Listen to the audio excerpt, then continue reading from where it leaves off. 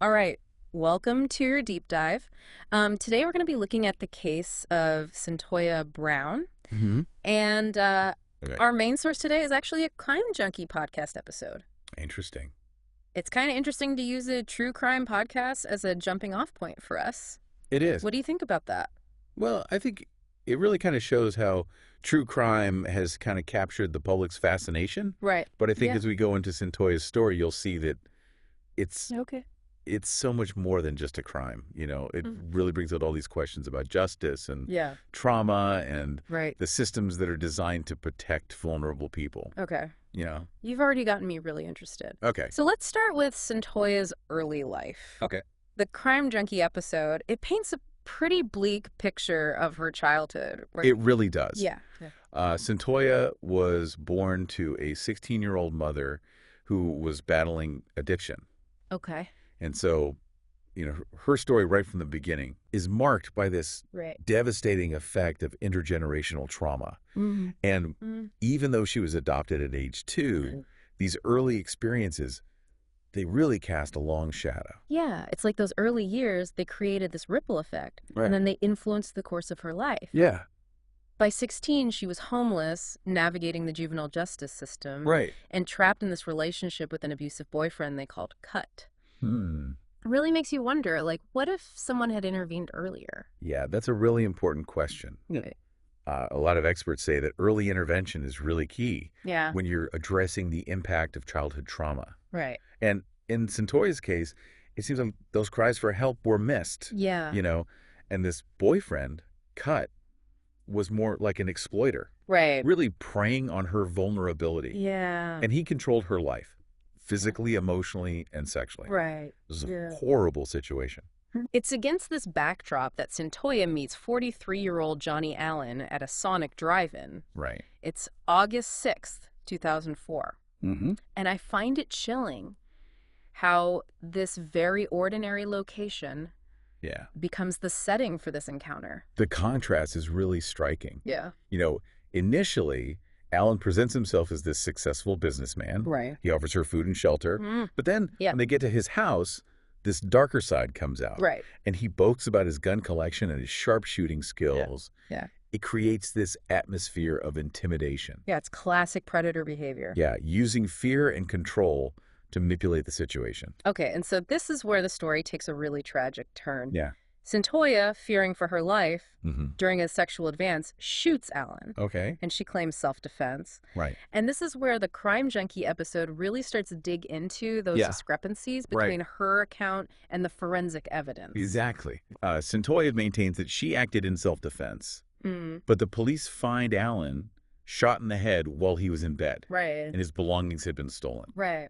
And it raises these serious questions about Yeah. what really happened that night. All right. And were Centoya's actions a desperate act of self-preservation Yeah. or something more calculated? And then comes this bombshell. Right. Centoya was only 16, Wow. not 19 as she initially claimed. Okay. That detail alone throws a wrench into the legal proceedings. It does. And it sets the stage for this battle over whether to try her as an adult. Yeah. It makes you wonder, did anyone even consider the potential trauma Right. behind her deception?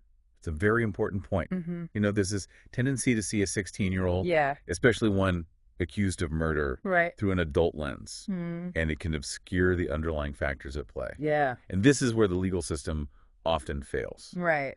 Prioritizing punishment over understanding the complex realities Right. of a child's life. The trial's held in 2006, and it ends with a conviction. Yeah. First-degree murder, felony murder, aggravated robbery, Wow. a life sentence with the possibility of parole after 51 years. It's a harsh sentence for anyone, let alone a teenager. Right. Do you think the jury back then really grasped? It's hard to know. Yeah. In 2006, Yeah. the understanding of how trauma impacts the developing brain Right. was far less common Right. than it is today. Right. And the legal system at that time really struggled Yeah. to reconcile that horrific crime Right. with the mitigating factors of Centoya's past. Yeah, it seems like there's this disconnect between, like, the legal definition of justice Yeah. and a more nuanced Right. understanding of human behavior. Yeah, I agree. So where do we go from here? Wait a minute. What happens to Centoya after this devastating sentence? Well, that's where things get interesting. Okay. Behind bars. Yeah. Centoya starts on this path of self-transformation that almost defies the bleakness of her circumstances. Right. She gets her education. Wow. She earns not just her GED, Okay. but an associate's degree and then a bachelor's degree, Wow. all while maintaining a perfect 4.0 GPA. That's amazing. It's incredible. Yeah. Wouldn't you say? Yeah, it's truly remarkable. Yeah. She even writes a book called Free Centoya, giving voice to her experiences. Even within the confines of prison, she finds a way to reclaim her agency Yes. and advocate for herself. It makes you wonder, did this drive come from a desire to prove her worth? Yeah. Or was it something deeper? It's probably a combination of factors. Right. There's definitely that element of resilience there, refusing to be defined by her past actions. Right. But there's also this growing awareness Yeah. of the systemic injustices that she's faced. Right. And I think it fuels a desire to bring those issues to light Okay. and to fight for change. And that desire for change starts to kind of ripple outward. Yeah. Beyond the prison walls. There's a 2017 news report. Right. And it sheds light on a Tennessee law Okay. that prohibits minors from being charged as sex workers. And it really changes the narrative surrounding Centoya's case. It does. Right? And suddenly, Yeah. the public doesn't just see her as a convicted murderer, Right. but as a victim of trafficking, a child exploited by adults. Right. And this revelation fuels public outrage. Yeah. And it ignites this powerful movement Right. advocating for her release. Yeah.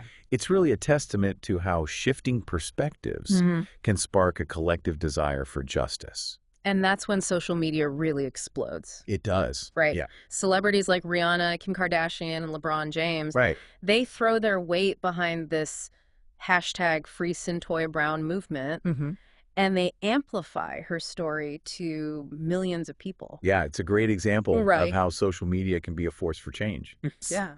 It's a double-edged sword, of course. Right. But in this case, social media creates this platform for sharing Centoya's story, mobilizing support, and putting pressure on those in power. Right. It forces people to reevaluate her case, Yeah. and it paves the way for legal challenges, Right. and ultimately a chance at freedom. Right. But we're getting ahead of ourselves. Okay. So before we jump into those legal battles, Yeah. it's important to understand how juvenile justice was changing at the time. Okay. What do you think? Absolutely. The legal context is really important here. It is. There were a couple of significant Supreme Court rulings that happened around this time that have major implications for juvenile sentencing. Right. I'm curious to know how those rulings kind of intersect with Centoya's case. They're really important. Okay. There are two cases in particular that come into play here. Graham v. Florida in 2010 and Miller v. Alabama in 2012. Okay. These decisions basically challenged Yeah. the constitutionality of life sentences without parole for juveniles, Okay. even in cases involving homicide. So even though Centoya technically had the possibility of parole after 51 years, Right. these Supreme Court rulings added a whole new layer of legal arguments for reducing her sentence. Yeah. They signaled a shift in how we think about juvenile offenders, Right. recognizing their greater capacity for rehabilitation and the inherent cruelty of locking them away for life Right. without considering their potential for growth. So these rulings essentially laid the groundwork for challenging existing juvenile life without parole sentences. Right. And they paved the way for a more nuanced and individualized approach to sentencing young people. Exactly. Okay. And that shift in the legal landscape coincides with this groundswell of public support for Centoya. Right. That's fueled by social media activism. Right. The Crime Junkie episode mentions that the hashtag Free Centoya Brown goes viral. Yeah. And celebrities like Rihanna and Kim Kardashian use their platforms to amplify her story. Right. Can you talk a little bit about the impact of that social media movement? I think it played a really significant role. Okay. Social media, in this case, acted as a catalyst for change. Right. It provided a platform for sharing Centoya's story, Yeah. mobilizing supporters, Right. and putting pressure on those in power. Right. The hashtag Free Centoya Brown movement really raised awareness about her case. It sparked these national conversations about juvenile justice and human trafficking. And ultimately put her case back in the spotlight. It's a really powerful example of how digital activism can force a reevaluation of these long-held beliefs. Absolutely. And challenge the status quo. But as we all know, social media can be a double-edged sword. It can. Did you see any downsides to the way... Well, there are always risks when high-profile cases play out in the public eye. You know, social media, while it's a really powerful tool for raising awareness, it can also oversimplify these complex narratives. And it can lead to misinformation. And it can sometimes hinder due process. You know? It's important to remember that every case needs to be evaluated based on the evidence and the legal precedent. Exactly. Not public opinion. That's an important point. Justice should be blind, not swayed by viral hashtags or celebrity endorsements. But in Centoya's case, it does seem like the social media movement, while it was amplifying her story, it also aligned with this growing legal and societal recognition that her sentence was unjust. Exactly. The hashtag Free Centoya Brown movement didn't exist in a vacuum. It happened at the same time as these evolving legal precedents. And this growing understanding of the complexities of trauma and how trauma impacts decision-making. And in the middle of all of this, there's the state prosecutor who is teaching Centoya in prison. And he becomes a vocal advocate for her release. He does. Which adds this fascinating human dimension. It really does. To this story. What can you tell us about him? Well, his name is Sean Hawley. Now, remember, he initially argued against Centoya's appeal. He believed at the time that her sentence was justified. But teaching in the women's prison, where Centoya was incarcerated, changed everything. He got to know her as a student. He saw her intelligence, her thirst for knowledge, her transformation firsthand. Like he saw a completely different side of her. He did. A side that wasn't visible through the lens of the legal system. He saw the person behind the conviction. The potential for rehabilitation, the spark of humanity that had been overshadowed by the narrative of this cold-blooded killer. And he felt like he had to speak out. He wrote letters to the parole board. He gave interviews to the media. He testified at her clemency hearing. All to try to get her released. That's incredible. It's such a powerful example of how personal connection can bridge divides. It is. And challenge even our most deeply held beliefs. It makes me wonder, did his advocacy play a significant role in swaying public opinion? It's hard to know for sure. But I think it had a profound impact. Sean Hawley's willingness to speak out, to challenge his own assumptions, and to advocate for someone he once thought deserved a life sentence, it lent credibility and a human face to the movement to get Centoya released. It's really a testament to the power of individual action, right? It is. Even within a system that seems as rigid and unforgiving as our criminal justice system, one person's courage and compassion can make a difference. Absolutely. And it really highlights the importance of empathy and understanding, seeing the humanity in others, even those who have made serious mistakes. And that brings us to this pivotal moment, Centoya's clemency hearing in 2018. Can you walk us through that hearing, the arguments presented, and what the board decided? The hearing was a very emotional event. And a lot of people were watching it closely. Centoya spoke very eloquently. And with deep remorse. She talked about her story. She acknowledged the pain she had caused to Johnny Allen's family. But she also emphasized the trauma she had experienced and the systemic forces that had led her down this destructive path. Her adoptive mother spoke. And her therapists, and even Sean Hawley. They all spoke on her behalf. They talked about her intelligence, her compassion, and her potential to have a productive life outside of prison. It sounds like a really powerful display of support. It was a collective effort to humanize Centoya and to advocate for her release. So what was the board's decision? Well, the board's decision was split. 2 members voted for clemency. 2 members voted against it. Okay. And 2 members recommended parole after 25 years. Wow. Which meant the final decision was up to the governor, leaving Centoya's fate hanging in the balance. That must have been an agonizing wait for her. It must have been. Right. Yeah. Knowing that her future depended on one person's decision. It was a long wait. Yeah. It would be months before she would find out. Right. But before we get into the governor's decision and Centoya's eventual release, I think we should take a moment to consider the ethics of using a true crime podcast as our main source for this deep dive. Yeah, that's a great point. Yeah. The Crime Junkie episode. While it tells a compelling story, it does. It probably only presents a simplified version of events. Right. Right. Yeah, focusing on the most dramatic and attention-grabbing parts. Yeah. What are some of the potential pitfalls? Well, true crime podcasts, why they're entertaining and often well-researched, they're ultimately a form of entertainment. Right. They can sensationalize events, simplify complex narratives. Right.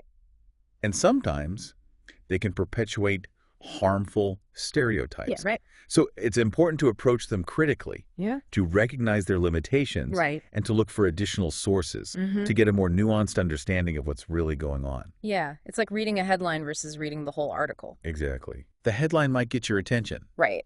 But it doesn't tell you the whole story. Right. And in a case as complex as Centoya's, it's so important to go beyond just the headlines. Right. To really dig into the legal arguments, the psychology, and the bigger societal issues. So what are some other sources listeners could explore? Well, Centoya wrote a memoir called Free Centoya. Okay. Which gives her firsthand account of her experiences and her thoughts and her journey. Right. There are also lots of articles, documentaries, and legal analyses that really go into depth about the details of her case. Okay. And the broader issues of juvenile justice, human trafficking, and the impact of trauma. It's about seeking out those diverse perspectives. Yeah. Right. Yeah. The voices that might not be in a true crime podcast. Right. To get a more well-rounded understanding of the events and the people. Exactly. And it's also about engaging with those sources critically. Right. Questioning assumptions. Yeah. Considering different points of view and recognizing that there's always more to the story than what we see on the surface. So with that in mind, let's go back to Centoya's story. Okay. And that long-awaited decision from the governor. Right. After months of uncertainty. Yeah. What happened? Well, okay, so let's rewind back to that night in August of 2004. Okay. The Crime Junkie episode really focuses on Centoya's account of feeling trapped and terrified in Johnny Allen's house. Right. But what I find really interesting is how their initial encounter at a Sonic drive-in, such an ordinary, almost innocent location, sets the stage for this tragic chain of events. Yeah, it's like the setting itself almost lulls both Centoya and the listener into a false sense of security. It does. Yeah. We think of Sonic as a place to get burgers and milkshakes. Right. Not a place where predators hunt. Right. Yeah, it adds another layer of complexity to the story. It does. Isn't it? Absolutely. Yeah. And it shows how insidious grooming and manipulation can be. Right. You know, Allen initially presents himself as this safe and successful businessman. Right. He buys her food. He offers her a place to stay. Exactly. It's like he's playing a role. He is. Right. Yeah, he's crafting this image designed to disarm and entice her. It's a chilling reminder that these predators often hide in plain sight. They do. Right. Yeah. And then that manipulation continues once they get to his house. Right. Crime Junkie mentions how he shows off his gun collection and boasts about his sharpshooting skills.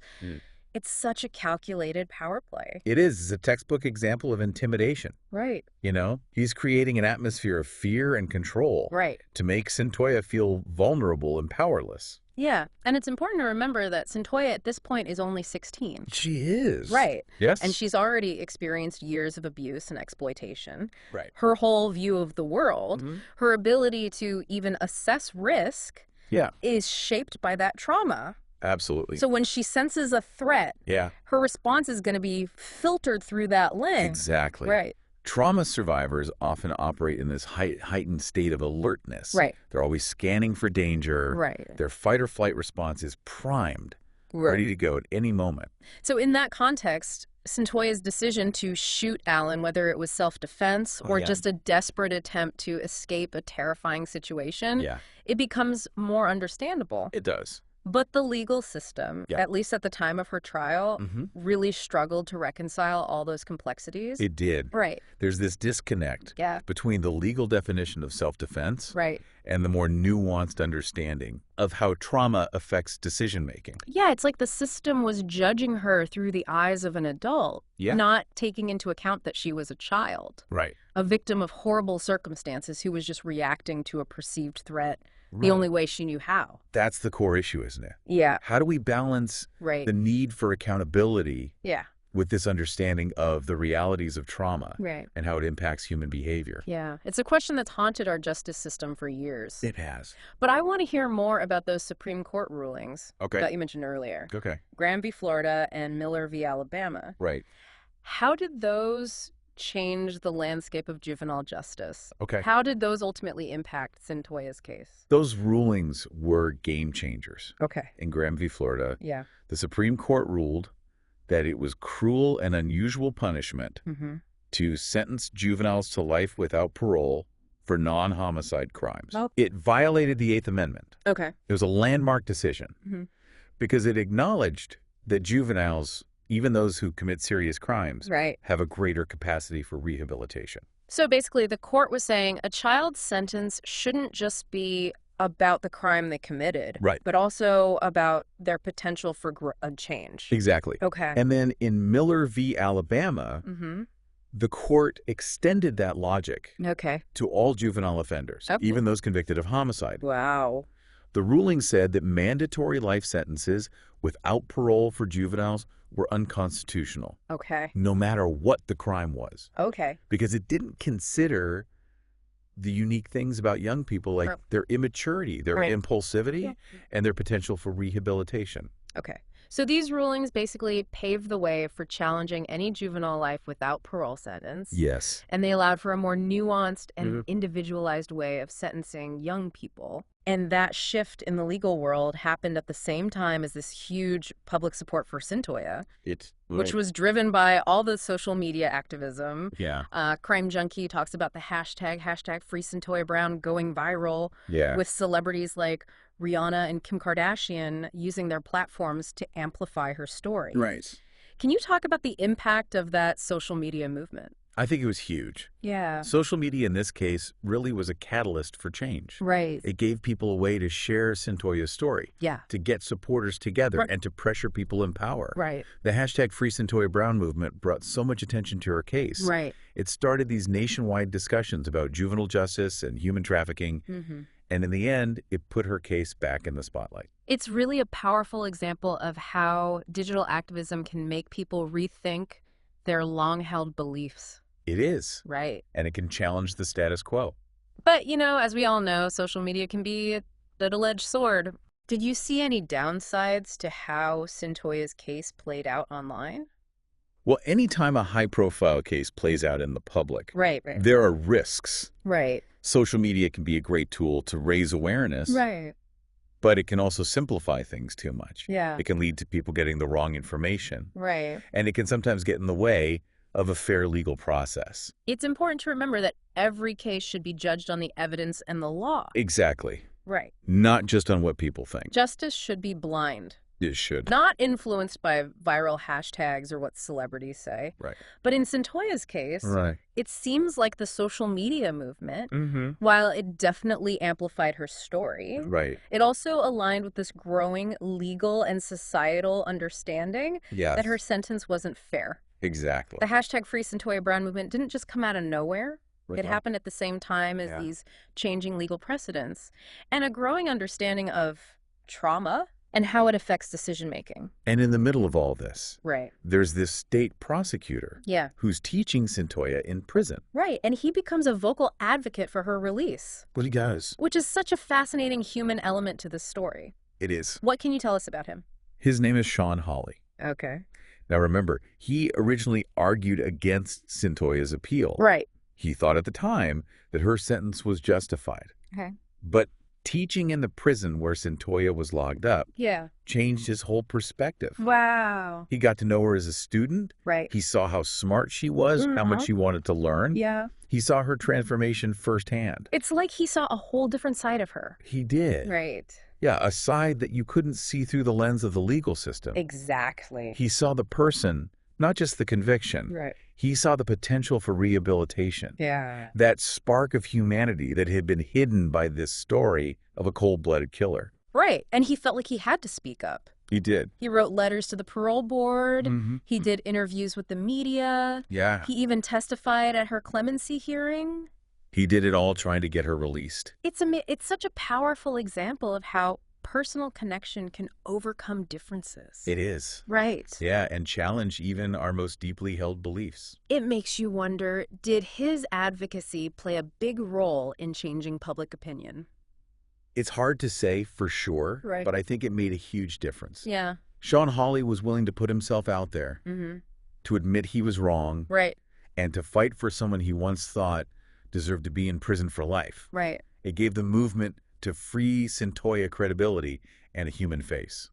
It's really a testament to what one person can do. It is. Right. Yeah, even in a system as tough and unforgiving as the criminal justice system. Right. One person's bravery and compassion can change things. Yeah, it highlights how important empathy and understanding are. It does. Seeing the humanity in everyone. Right. Even those who have made big mistakes. And that brings us to Centoya's clemency hearing in 2018. Oh, okay. Can you walk us through that hearing, the arguments that were made? Sure. And what the board decided? The hearing was really emotional. Yeah. And everyone was watching it closely. Yeah.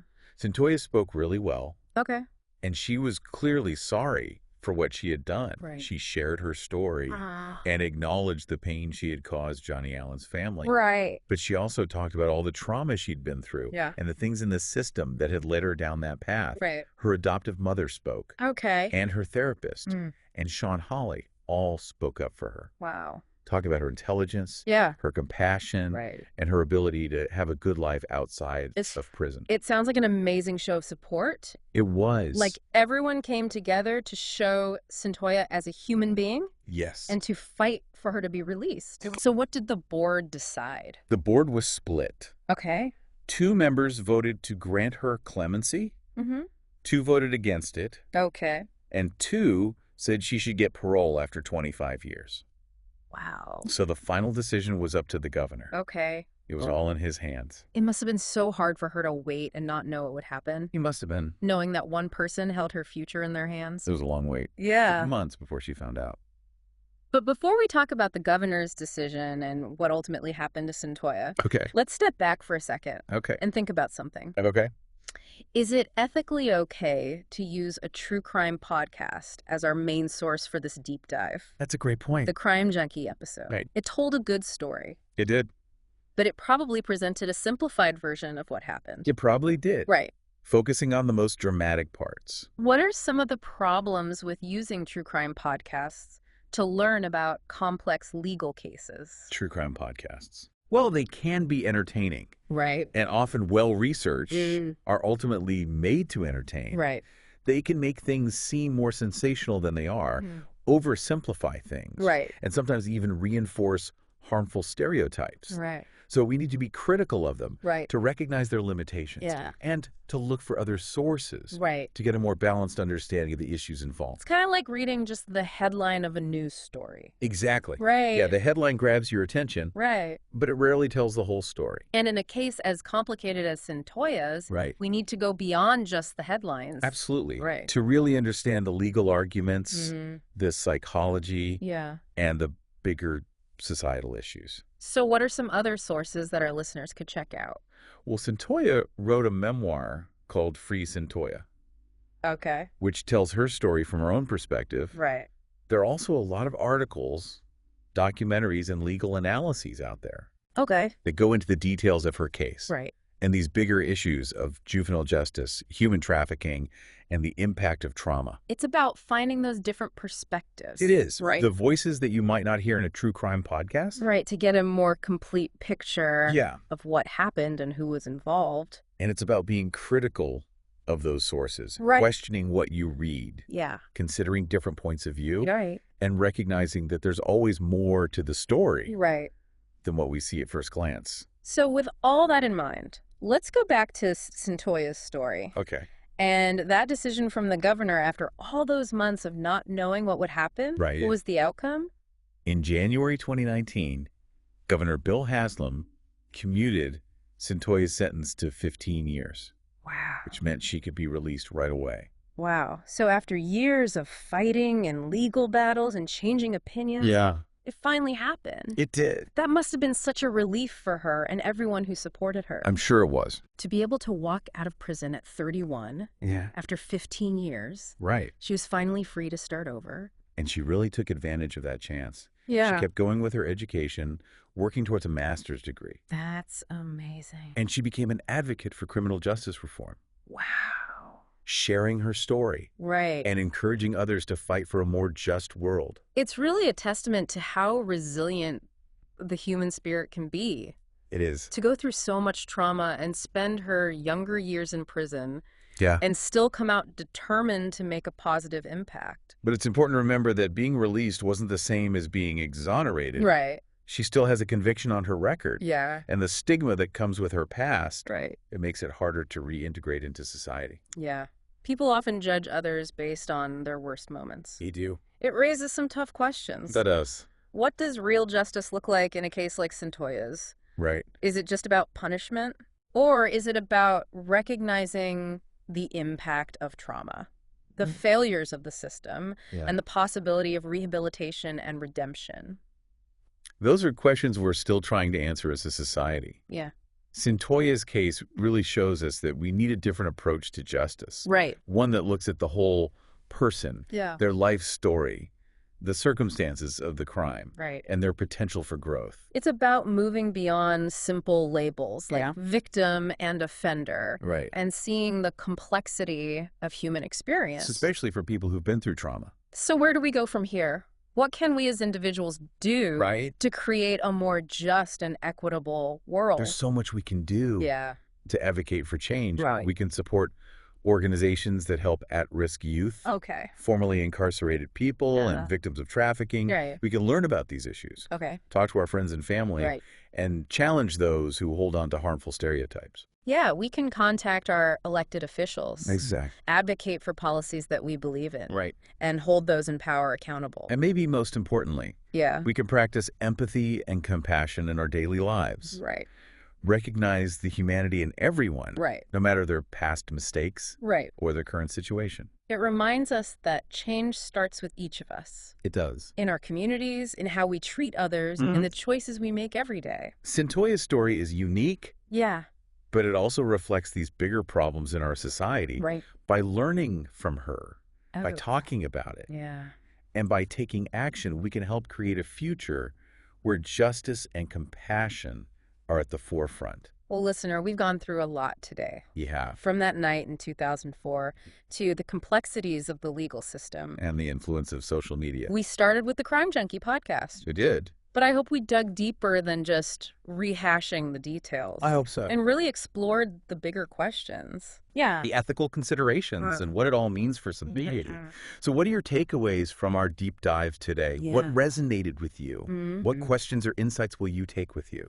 Centoya's story is a reminder that achieving justice is an ongoing process. It is. And it requires us to have empathy, to think critically, and to be willing to challenge the way things are. Thank you for joining us on this deep dive. Thanks for listening. We hope it sparked your curiosity, made you think about justice, and inspired you to make a difference. Until next time, keep learning, keep asking questions, and keep working towards a more just and compassionate world.